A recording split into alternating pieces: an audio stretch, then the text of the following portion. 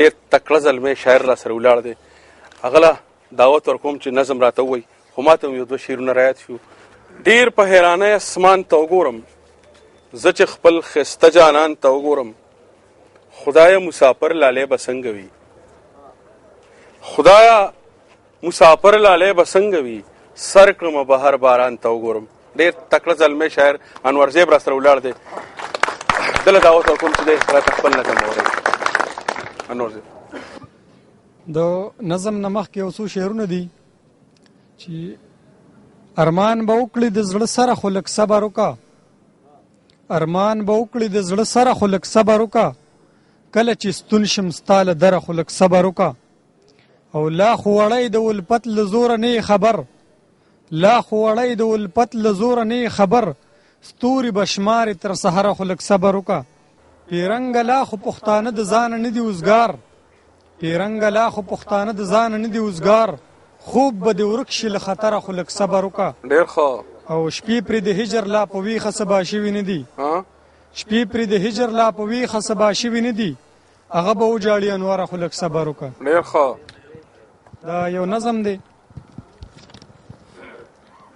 زما د دواړو سترګو توره سلامونه واخله، زما د دواړو سترګو توره سلامونه واخله، زما د خوږ زړګي ټکوره سلامونه واخله. منم چې ته هم بېقراره زندګي تېروي، په سرو لمبو کې ما د پاره زندګي تېروي، خو زه بې بسه یم جانانه د غربت مخې ته، ځکه وزګار نه شم ستا د محبت مخې ته. لا خو د مور د خوب تعبیر پسې لیواله ګرځم، لا خو د پلار د فکر سوچ پسې د خیاله ګرځم، ما ته ملا ماشومان ورونه په اسره کې ناستي، اوس هم زما په انتظار دی په کوڅه کې ناستي.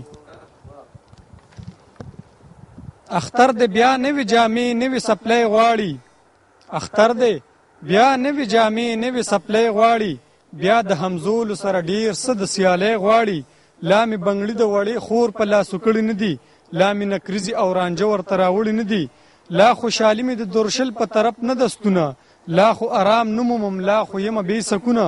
جانانه لا خو راته وخت شته لا ځواني پاتې ده، د دې نه پس هم موږ ته ډېره زندګي پاتې ده. ستا د اوربل د ګل کیسه رانه لا هېره نه ده، هغه یو لوز هغه واده رانه لا هېره نه ده. ستا د سور شال بنارسۍ ارمان به هم پوره شي، زموږ د واړه زندګۍ ارمان به هم پوره شي.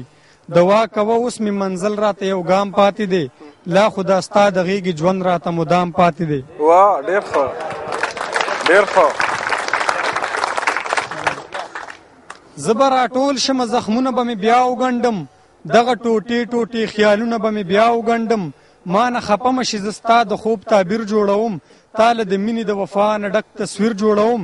له دې تصویر نه ورکومه د بېلتون رنګونه، زه پرې شیندمه د وصال وصال ژوندون رنګونه. دغې تصویر له زه رنګونه د سپرلي راوړمه، دغې تصویر له خنداګانې خوشحالي راوړمه. خو لا مې نیمګړی د زما د ارمانونو تصویر، لا خو به تت وي ګرانې ستا د دې خوبونو تصویر. ډېره مننه. ما سره په خوا کې یو دوه ډېر تکړه زلمي ناست دي، دوی سره خبرې درې کوو چې دی د خپل وطن ته په راپېښو خوشحاله اوس. ستړی مشر ورور په خیر؟